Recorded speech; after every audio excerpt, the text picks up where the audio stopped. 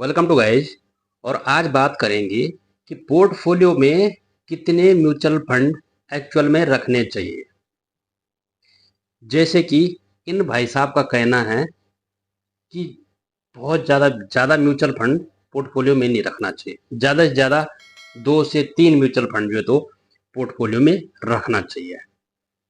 और इन भाई साहब का कहना है कि आप जो है तो 8-10 म्यूचुअल फंड भी 10-12 म्यूचुअल फंड भी रख सकते हैं। ये भाई साहब कहते हैं कि ज़्यादा म्यूचुअल फंड रखेंगे तो ओवर डाइवर्सिफाई हो जाएगा, ओवरलैपिंग हो जाएगा। जबकि ये भाई साहब कहते हैं कि ओवरलैपिंग की जैसी कोई बात नहीं होती है, आप रख सकते हैं, कोई दिक्कत नहीं।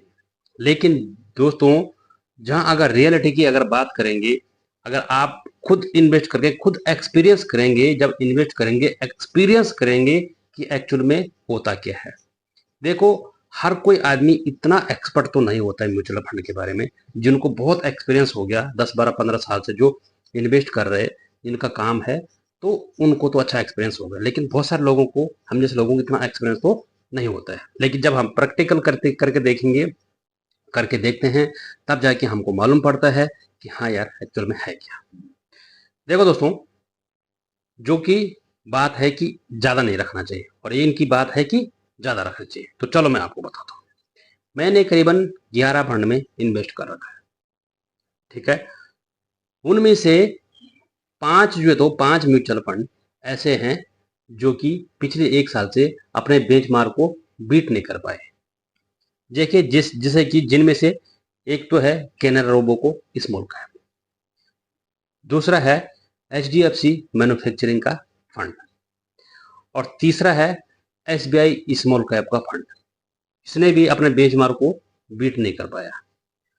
और चौथा जो है वो है क्वांट स्मॉल कैप। ये तो काफ़ी दिनों से बिल्कुल बहुत अंडर परफॉर्मेंस है।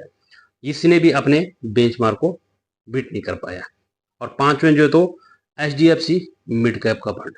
ये भी बहुत अच्छा फंड था, जबकि ऐसी बात तो नहीं है, लेकिन फिर भी इन्होंने अपने बेंचमार्क को बीट नहीं कर पाया। अब आप सोचो कि अगर मैंने सिर्फ 2-4-5 फंड में ही इन्वेस्ट किया होता तो ये तो अंडर परफॉर्म है, ये तो अपने बेंचमार्क को बीट नहीं कर पाए, तो फिर मेरे रिटर्न में तो फर्क पड़ जाता, काफी फर्क पड़ जाना था।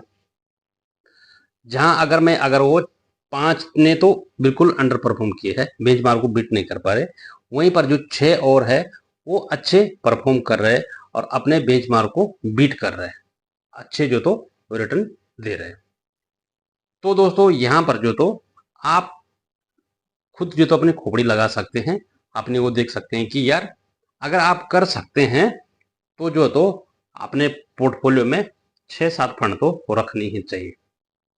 वो भी अच्छे से वो करके, बढ़िया से उनको जांच के परख के, अच्छे से अपने फाइनेंशियल एडवाइजर, हो सके तो अच्छे एडवाइजर को पकड़ना, नहीं तो किसी से भी अच्छे सलाहकार से सलाह लेके और उसमें जो तो इन्वेस्ट करना जरूरी है। ठीक है दोस्तों। और ऐसे नहीं है कि बहुत ज़्यादा अगर आप फंड रखेंगे, 8-10 म्यूचुअल फंड रखेंगे, तो आपका ओवर डाइवर्सिफाई हो जाएगा।